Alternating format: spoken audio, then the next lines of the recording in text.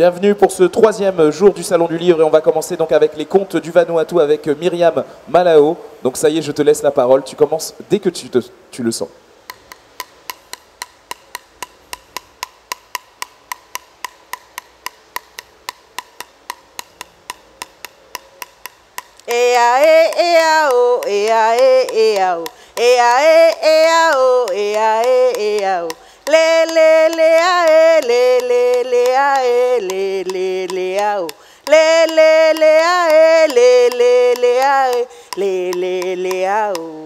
Bonjour tout le monde.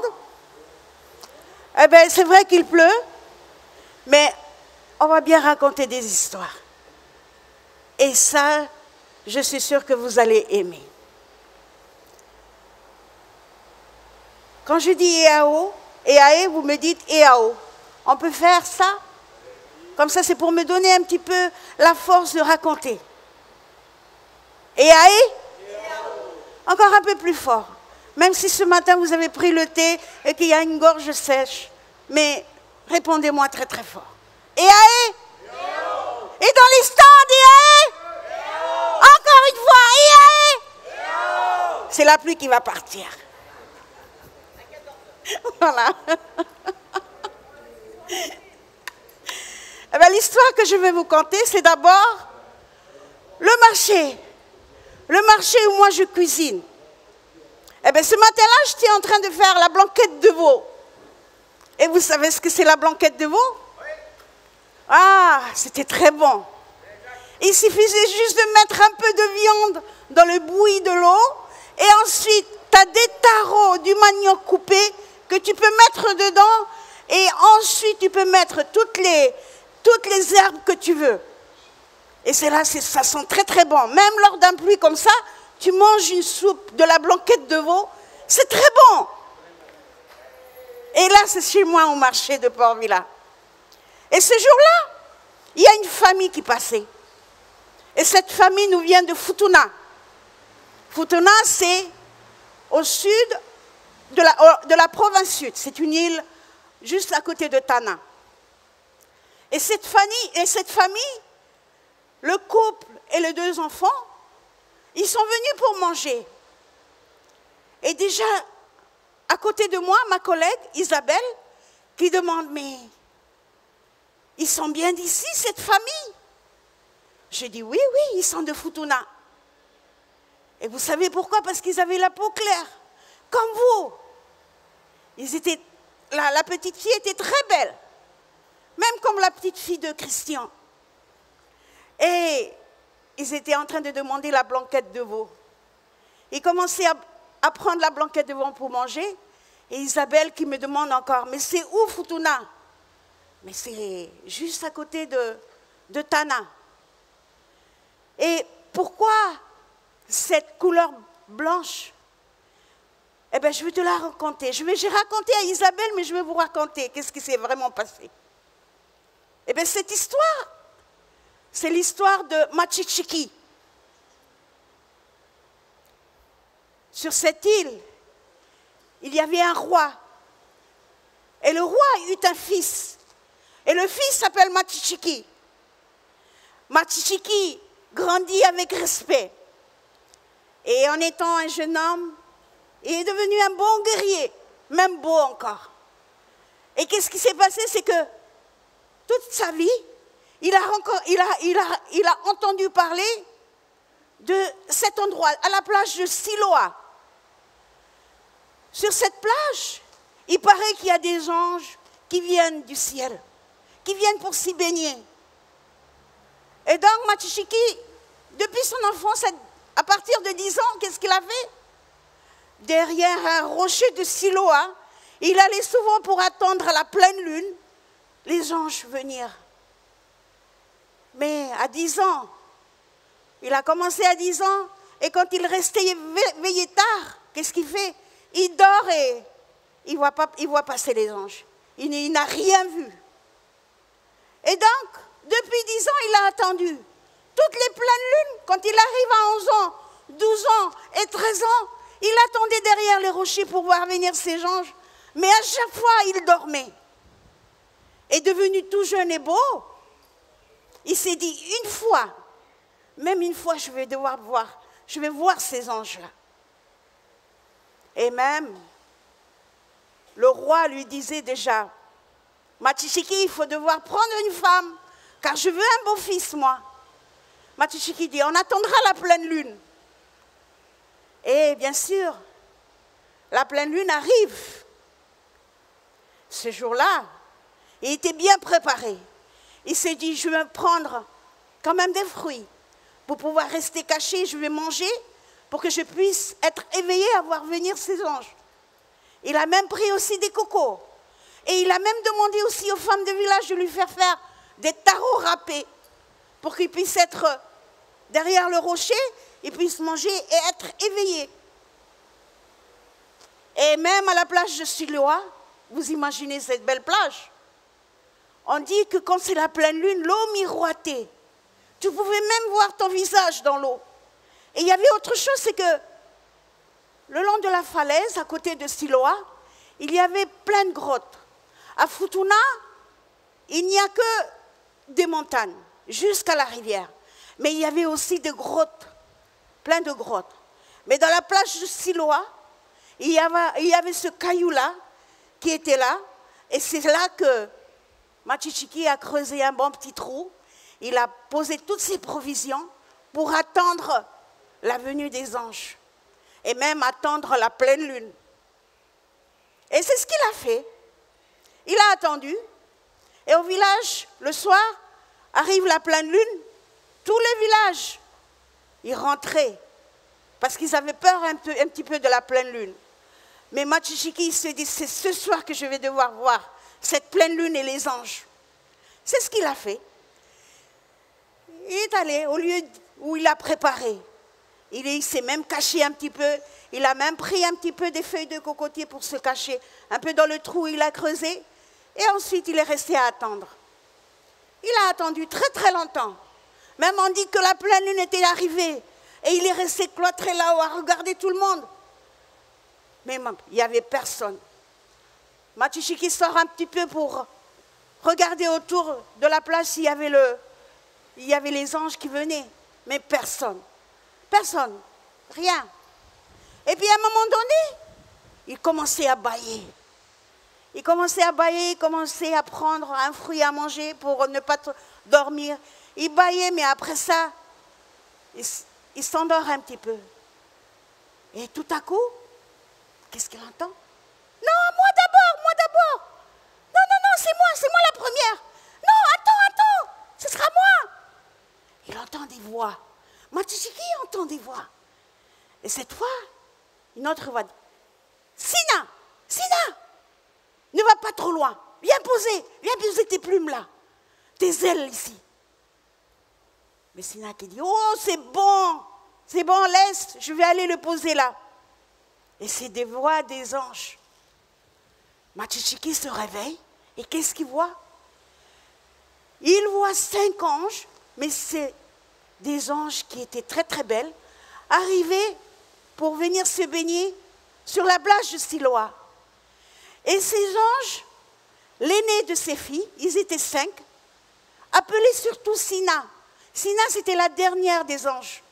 Et Sina, il avait la tête dure un petit peu. Et ce qu'elle a fait, Sina, elle dit, venez tous poser vos ailes ici. Et tout le monde, après ça, nous allons nous baigner. Mais Sina, elle voulait se promener un petit peu avec ses ailes sur la plage. Elle allait et venait. Et c'est là que Machishiki le remarqua. Il remarque cette belle ange en train de faire des sauts sur la plage. Et à un moment donné, elle enlève ses plumes et elle vient le déposer juste à côté du caillou où Machishiki est resté caché. Et donc, ces anges se sont baignés. Les ailes de Sina étaient à côté du caillou. Et à un moment donné, Machishiki regarda toutes ces jeunes filles en train de se baigner, mais il remarque surtout Sina. Sina était tendre, elle était belle, comme dans un film de filles qui sont très très belles. Mais c'est ça, Sina, elle était très élancée et elle faisait des sauts un peu partout. Et même Sina, c'était celle qui était la plus, en fait, dedans. La grande sœur, c'est elle qui lui disait, Sina, ne fais pas ça. Sina, fais ça. Sina, ne fais pas ça. Mais c'était Sina. Et à un moment donné, à la pleine lune, les nuages commençaient à fermer un petit peu la lune. Tout était sombre. C'est là que fait Machichiki. Tout de suite, il prend les ailes de Sina et il court le cacher. Il y avait des grottes derrière.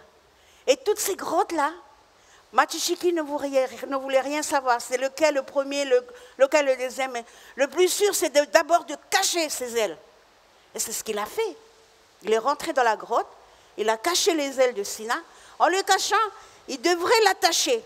Puisque, comme vous savez, les anges, même si, en faisant ce bruit-là avec leurs mains, ils pouvaient appeler leurs ailes. Et donc, qu'a fait Machichiki? Elle a caché les ailes, elle a attaché. Elle a bien attaché. Et ensuite, elle a pris toutes les feuilles de cocotier qu'il pouvait trouver et elle a encore recouvert pour que ses ailes ne puissent pas sortir. Les ailes de Sina étaient cachées. Machichiki, en profitant que la lune, le nuage cache un petit peu la lune, il revient pour se cacher. Et il se cache. Mais cette fois-ci, il se dit, c'est bon, c'est mon père qui va être content. Les filles, en se baignant, ils sortent de l'eau. Et dans mon histoire, on dit que les filles ont profité de Siloa, de la plage, jusqu'au petit matin vers 1h, presque de la clarté ou de l'aube. Et c'est là que l'aîné des anges interpella tout le monde en disant, on doit retourner. Maintenant, il va faire jour. Et les 4 sœurs, ils sont allés chercher leurs ailes. Ils ont pu remettre leurs ailes. Par contre, ils ont vu Sina en train de faire des allées et venues le long de la plage. Et sur la plage, Sina marchait et il cherchait ses ailes. Il cherchait partout. Et même, il va jusqu'à un petit peu là où il y a des verdures. Et même derrière des arbres, il pouvait les trouver quelque part par là, mais il ne trouva rien. Et même, on dit que ses sœurs lui parlent, il ne voulait rien savoir, il s'est assis. Il voulait vraiment ses ailes, il voulait repartir, elle voulait repartir avec elle. Et là, la grande sœur lui dit, on ne peut pas rester avec toi, on doit partir. Et Sina dit, c'est bon, je vais rester. Mais à l'autre pleine lune, vous reviendrez me chercher. Et bien sûr, ces sœurs, ils partent. Les anges retournent. Machichiki a bien tout vu. Et juste là, sur la plage, Sina, assis, est en train de pleurer. Elle pleure. Et Machichiki qui vient derrière. Et bien sûr, vous savez la suite. Elle prend la main de Sina et dit, viens, on rentre à la maison. Et là, à l'autre pleine lune, qu'est-ce qui s'est passé? Bien sûr, il y a eu la fête au village. Machichiki s'est marié. On dit qu'on ne sait pas du tout d'où vient la femme. On dit que cette femme, il l'a trouvée à la plage. Et c'est tout ce qu'on sait. Et donc, dans l'autre pleine lune, qu'est-ce qui s'est passé? Sina était enceinte. Un petit garçon. Et le petit garçon naquit. Et bien sûr, il était tout petit. Sina le portait déjà dans son dos. Et il avait même des paréos et qui pouvaient l'attacher pour l'emmener au jardin et même faire ça et faire ci. Et donc, dans l'autre pleine lune, comme on dit tout le temps, quand il y a pleine lune, 2 jours après, au Vanuatu, c'est la pluie. Et donc, cette pleine lune-là, il y aura la pluie. Le petit a grandi. Ce soir, c'est la pleine lune. Machichiki dit à sa femme, on va au jardin, on va aller chercher toutes les provisions. Et comme il y a 2 jours de pluie, il faut qu'on essaie de faire en sorte à ce que la cuisine soit remplie. Et ils sont allés au jardin. Et le jardin se trouve où? Comme je disais sur Futuna, il n'y a que des montagnes. Mais le jardin se trouve surtout à côté des grottes. Et Machichiki a déjà oublié qu'il avait caché les ailes de Sina dedans. Et donc, ils sont allés au jardin par là. Ils ont trouvé du manioc, ils ont trouvé du taro, ils ont trouvé des cocos, ils ont trouvé un peu de tout pour pouvoir ravitailler la cuisine. Et là, Machichiki dit, vous m'attendez ici, moi je vais pêcher. Et quand Machichiki part pêcher, Sina fait un feu.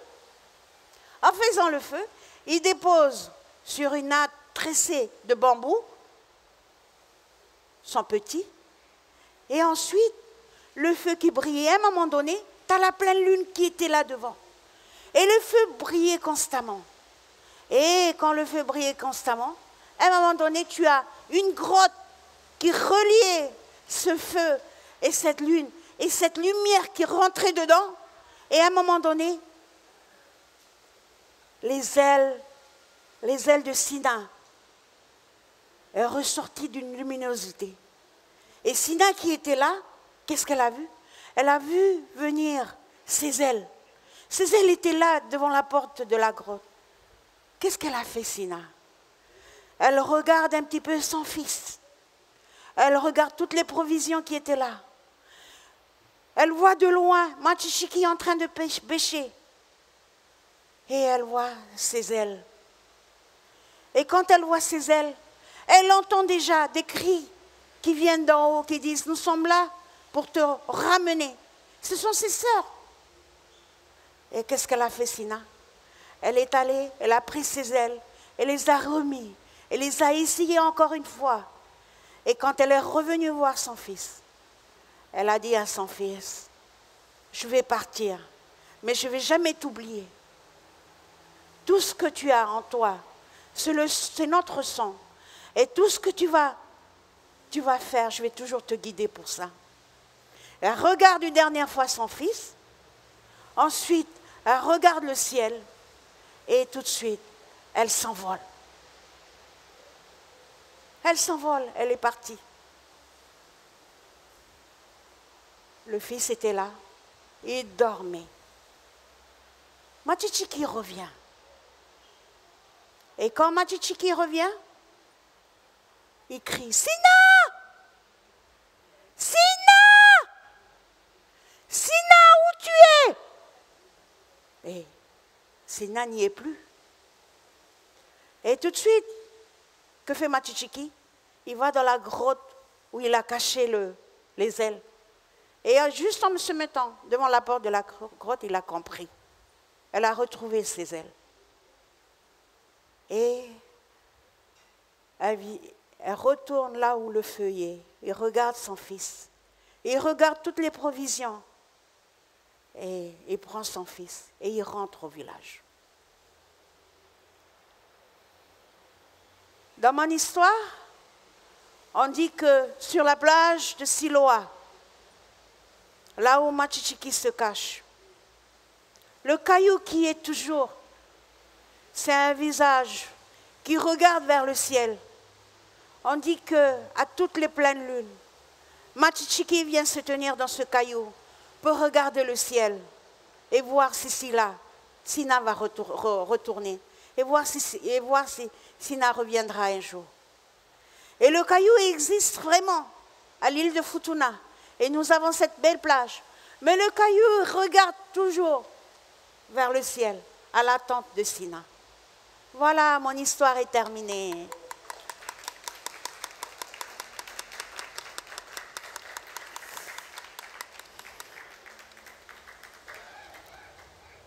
Quelle heure il est? Ah, c'est bon. Alors, vous voulez encore un conte? Je pense qu'on m'a réglé jusqu'à 9h30. Donc, 9h30, c'est bon, je peux encore vous donner un autre conte. Alors,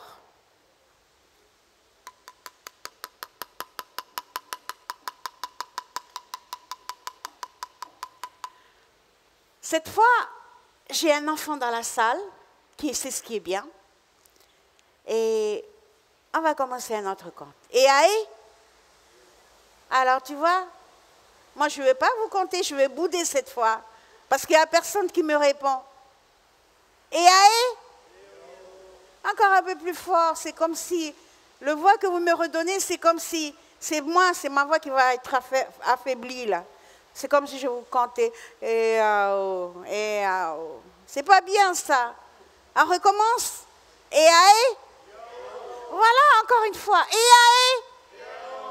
Et Aïe? Et là-bas, c'est Iaé. Voilà, c'est bien. Alors, cette fois-ci, c'est dans les îles Banks. Et à l'île de Banks, nous trouvons ce que l'on appelle, c'est une île qui est marquée par ce que l'on appelle des crabes cocotiers. Tout le monde sait manger des crabes cocotiers. Au marché de Port-Vila, comme je reviens tout le temps dans ce marché, on y vend aussi des crabes de cocotier, c'est en tas. Et bien sûr, c'est le seul produit qu'il y a qui est un petit peu cher. Donc à 1000 francs, vous pouvez avoir un crabe de cocotier. Et à chaque fois, quand nous avons des visiteurs qui arrivent, ils viennent acheter des crabes cocotiers pour que nous puissions les faire cuire. Et ces crabes de cocotier, ils nous viennent de l'île Banks, de la province de Torba. Et donc, il y a deux îles, Motalava, Vanualava, il y a d'autres îles aussi. Mais l'histoire que je vais vous conter, c'est l'histoire de l'île de Vanualava et de Motalava. Alors, c'est deux îles qui se regardent. Et donc, sur Vanualava vit un roi. Et le roi, c'est le crabe cocotier. Le crabe cocotier. Et donc, sur Vanualava, le crabe cocotier, il avait des sujets. Et ces sujets, c'était des Bernard l'ermite. Et ces Bernard l'ermite étaient là toujours aux ordres du roi. Quand le roi disait « fais ça », ils font ça. Quand le roi disait « allez à la pêche », ils vont à la pêche. Mais il y avait autre chose. C'est que le crabe cocotier avait plusieurs femmes.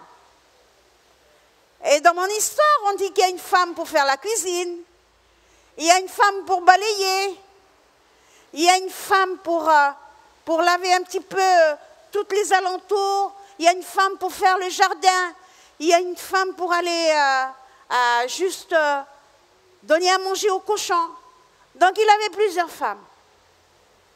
Et sur cette île, bien sûr, quand le crabe cocotier s'enlaçait un petit peu, qu'est-ce qu'il fait? Il prend sa pirogue, il pagaie jusqu'à Motalava et il va se reposer sur Motalava. Et sur Motalava, pareil. Il a aussi ses sujets. Il y avait des Bernard l'ermite et il y avait aussi plein de femmes. Il y avait celle qui fait la cuisine, il y avait celle qui balaye, il y avait celle qui pouvait lui parler bien, il y avait celle qui faisait un petit peu de vent, et il y avait celle qui faisait son jardin. Il y avait celle pour aller à la pêche. Et donc, le roi était vraiment très chanceux. Il avait tout ça. Sur l'île de Vanualava arrivent deux personnes. Ces deux personnes, dans mon histoire, on dit que c'est des missionnaires. Ils sont arrivés avec leurs soutanes noires et des chapeaux.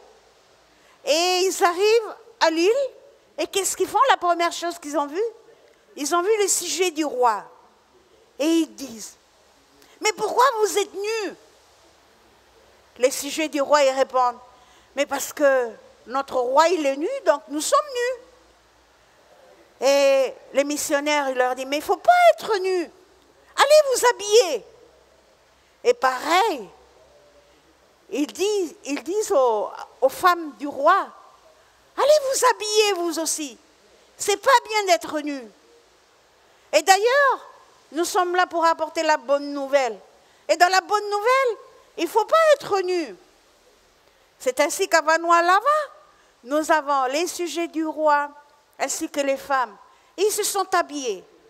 Dans toutes nos Bernard l'ermite, ils ont leur propre coquillage. Ils ont choisi de toutes belles coquillages. Et même toutes ces femmes aussi. Ils ont choisi des belles parures. Tous, ils en ont eu. Et bien sûr, le roi arrive. Le roi revient de Montalava. Et quand le roi revient de Montalava, il met sa pirogue, il marche fier jusqu'à sa case. Et quand il y arrive, il ne reconnaît plus ses sujets. Mais qu'est-ce que vous faites?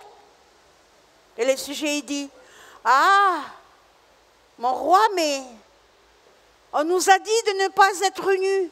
Et c'est pas bien de ne pas être nus. Et le roi, il dit, mais moi je suis nu. Donc c'est bien que vous soyez nus. Et où sont passées mes femmes? Et là, les sujets, il dit, vos femmes, ils ont de belles parures. Tu peux les trouver là. D'ailleurs, ils sont là. Ah non, je ne veux pas que vous soyez comme ça. Je voudrais que vous soyez nus comme moi. Et les missionnaires sortent.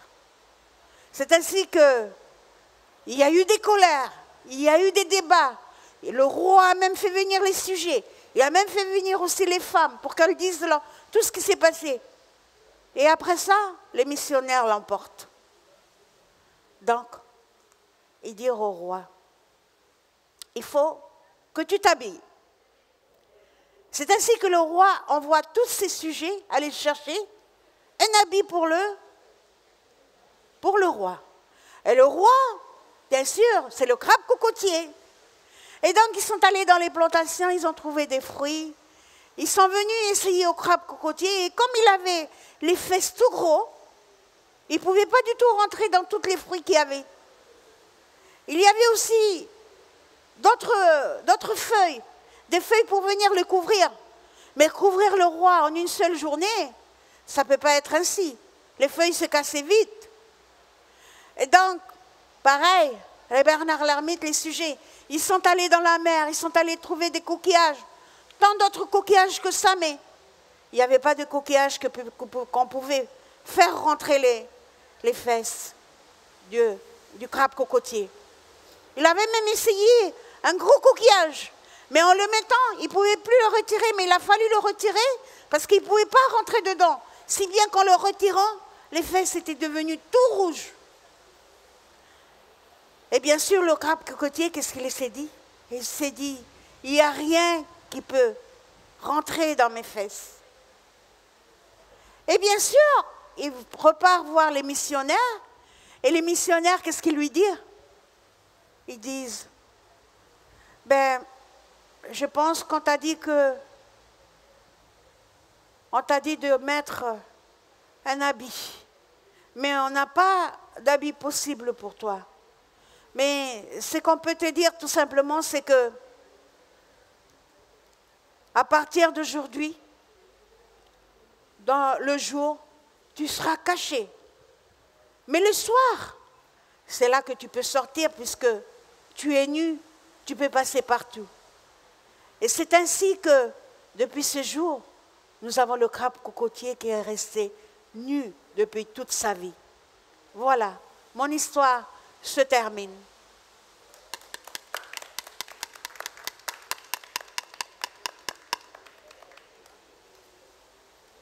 L'heure, ça va? 9h04. Encore un autre? Je ne vous entends pas. Encore un autre?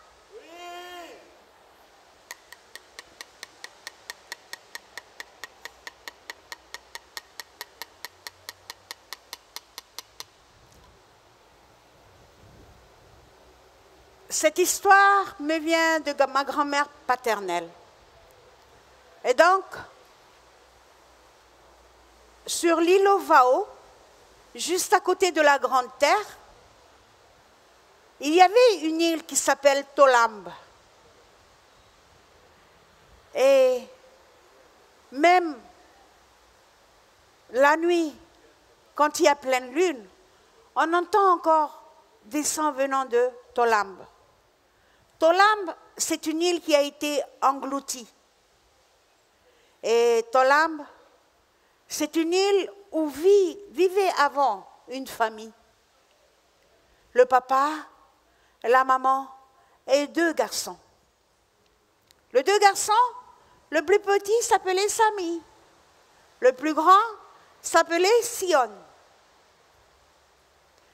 Et donc, on va imaginer ensemble mon petit îlot, Tolamb. Ma grand-mère me disait que Tolamb était bordé de belles plages.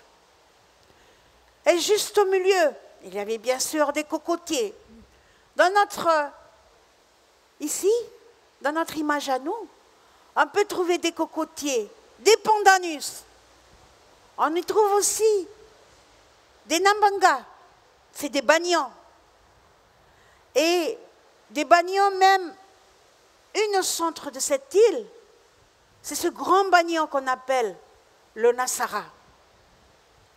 Et dans le Nasara, il y a, bien sûr, ce grand banyan et il y avait aussi des tam-tams.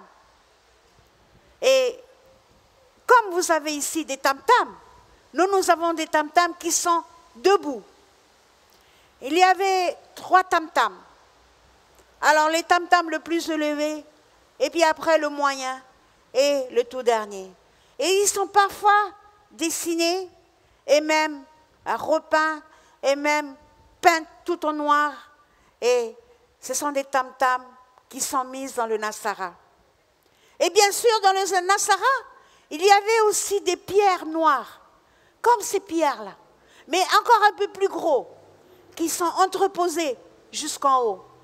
Et ils sont entreposés comme ça tout au long, juste pour, à côté de ce banyan. Et ensuite, nous avons aussi d'autres cailloux qui sont vertes, toutes vertes, qui sont entreposés. Et bien sûr, ça c'est mon Nasara. Et dans le Nasara, vous avez un grand lieu, un grand espace où on pouvait faire la coutume, où on pouvait faire aussi, on pouvait danser au son des tam-tams. Et bien sûr, quand c'était la fête, c'est le son des tam-tams. On entendait deux tam-tams, deux tam-tams, deux tam-tams, mais c'était surtout dans le Nasara. Et cette famille, ils vivaient à quelques mètres du Nasara, de ce grand banyan, là où il y a les tam-tams. Ils vivent là, le papa et la maman, et les 2 petits garçons. Et donc, ils vivent dans une case.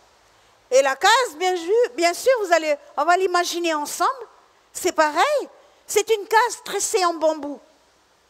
Ensuite, nous avons des feuilles de natangura pour les toits. Et dedans, bien sûr, on a renversé un peu de sable pour pouvoir tenir la terre. Et c'était devenu une belle case tout chaud. Et tout au milieu, au coin, nous avons un coin de feu où, juste pour faire un petit peu la chaleur du soir, remonter un petit peu la case avec ça. Et allumer le feu le soir, c'est surtout aussi, comme nos vieux ils disent, c'est pour faire sortir un petit peu tous les insectes et les mauvais esprits de la case. Et bien sûr, ma case, elle est faite. Et un matin, les 2 garçons, ils disent à leur père, on veut aller à la plage pour pêcher les poissons. Est-ce que tu veux bien nous construire des arcs? Le père lui dit, bon, c'est bon, je vais vous construire des arcs.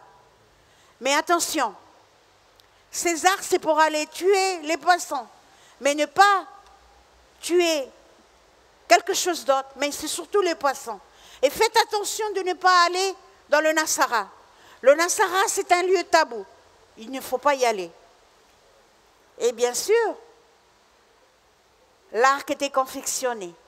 On a donné un bon arc à Sina, un autre aussi à Sion. Et c'est Sion, qu'est-ce qu'il fait? Il étire un petit peu son arc pour voir si son arc était bien. Et donc, il commence aussi à prendre des roseaux, à confectionner plein de flèches. Et avec les flèches, il courut jusqu'à la forêt pour aller chercher des fougères. Et avec la fougère noire, il confectionna des petits pics pour les flèches. Et c'est ainsi que les 2 jeunes garçons ont construit plein de flèches. Et Sion, les 2 parents, ils vont au jardin. Sion, qu'est-ce qu'il fait? Il prend une flèche et il veut d'abord l'essayer à son arc. Et il commence à l'essayer en voyant sortir un lézard. Il voit sortir le lézard, il prend la flèche, il prend son arc, il l'étire un petit peu et il commence à tirer. Premier lézard touché. Mais cette fois, c'est Sina qui en trouve un autre. Mais il n'a pas trouvé juste un autre, il en a trouvé deux. Et qu'est-ce qu'il a fait? Il a pris l'arc, il a tiré sur un lézard et sur l'autre lézard. Et comme il est arrivé à deux lézards et que Sion l'aîné n'avait qu'un, qu'est-ce qu'il a fait? Sion, il dit, moi je vais encore en tirer sur un autre. Et c'est ainsi qu'en compétition, ils ont tiré sur tous les lézards qui étaient dans la case. Et quand c'était fini, ils ont mis en tas tous les lézards et ils sont allés dehors de la case. Et en dehors de la case, qu'est-ce qu'ils ont fait? Ils ont trouvé d'autres lézards. Alors, nous avons des lézards verts, nous avons des lézards noirs et des lézards marrons. C'est ce qu'ils ont fait. Sion commençait à tirer sur un. Et après ça, tu as Sina qui tirait sur l'autre. Et après ça, tu as l'autre aussi, Sion qui tirait sur un autre. Et c'est ainsi de suite. Ils ont tiré sur tous les lézards qu'il y avait tout autour de la case. Et à un moment donné, ils sont sortis de la case. Et qu'est-ce qu'ils ont fait? Ils sont allés juste là où était le Nassara, le lieu tabou. Et Samou qui disait à son frère, c'est l'endroit, il ne faut pas qu'on y aille là. Mais non, Sion il dit, c'est pas l'endroit, l'endroit c'est encore là-bas. Il y a encore d'autres bagnons, mais ce n'est pas celui-ci. Mais Samou qui criait fort à son frère, si c'est le lieu, il y a les tam-tam, il y a aussi la pierre noire là-bas. Mais Sion ne veut rien savoir puisque dans sa tête, Samou avait plus de lézards que lui. Mais lui, il fallait prendre encore. Comme il était grand, il voulait encore plus de lézards pour qu'il puisse être pareil à Samou. C'est ainsi que, qu'est-ce qu'ils ont fait? Ils ont encore cherché de lézards. Et là, dans la pierre, se trouve un lézard noir, tout noir, et qui était bien gros. Et dans la pierre noire, il était là. Et Samou qui était prêt à le tirer, mais cette fois, la pierre, le lézard est rentré dedans dans la pierre. Et Sion qui dit, va tenir la pierre et soulève un bon coup. C'est moi qui vais tirer. Mais Samou dit, non, c'est moi qui vais tirer. Mais Sion, c'est moi l'aîné, c'est moi qui vais tirer. Et donc, que fait Samou? Samou, il va, il tient la pierre. Et ensuite, il le soulève. Et quand il le soulève, le lézard était en vue. Que fait Sion? Sion y tire. Et quand Sion y tire, la flèche est rentrée sur le lézard. Il a tiré sur le lézard, mais en même temps, il était rentré sur la terre. Et là, tout de suite, quand il voulait sortir le lézard a disparu. Mais de l'eau sortait abondamment. De l'eau sortait. Et Samou essayait de recouvrir avec la pierre noire. Mais l'eau venait de plus en plus. Et ils allèrent chercher de l'herbe pour venir couvrir. Ils avaient trouvé aussi des cailloux pour pouvoir assembler autour de la pierre noire. Mais l'eau coulait, sortait de plus en plus. Et au jardin, maman et papa étaient là. Et tout de suite, papa voit la terre mouillée. Il dit, mais qu'est-ce qui se passe? Et tout de suite, il dit à sa femme, attache des cocos, fais 4 piles de cocos. Toutes les cocos, il faut que tu les attaches et tu les fais bien serrés pour qu'on puisse les tenir.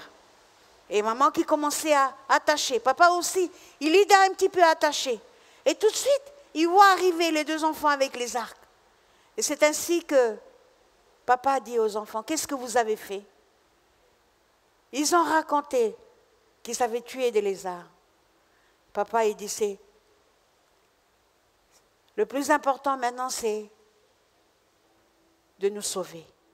Il prend un tas de cocos, il donne à ses enfants, Un à un de ses enfants, l'autre à Sion, l'autre à sa femme. Et là, l'eau avait englouti l'île. Et quand l'eau a englouti l'île, la famille, ils sont sauvés grâce aux cocotiers attachés les unes contre les autres. Ils ont pu aller jusque dans la grande terre. Et à la grande terre, c'est ainsi que nous avons à la grande terre un autre Nassara qui est presque pareil comme le Nassara de Tolam.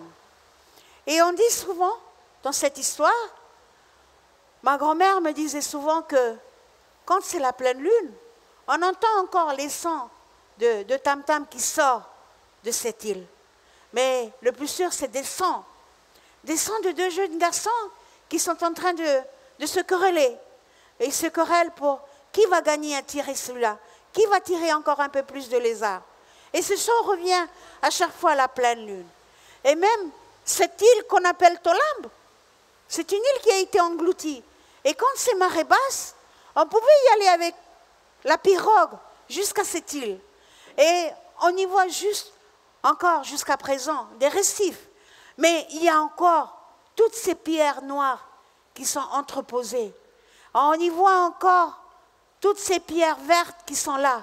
Et juste dans ce lieu où tu peux regarder encore en bas, et c'est un emplacement pour le Nassara. Et donc, cette île, il s'appelle bien Tolamb.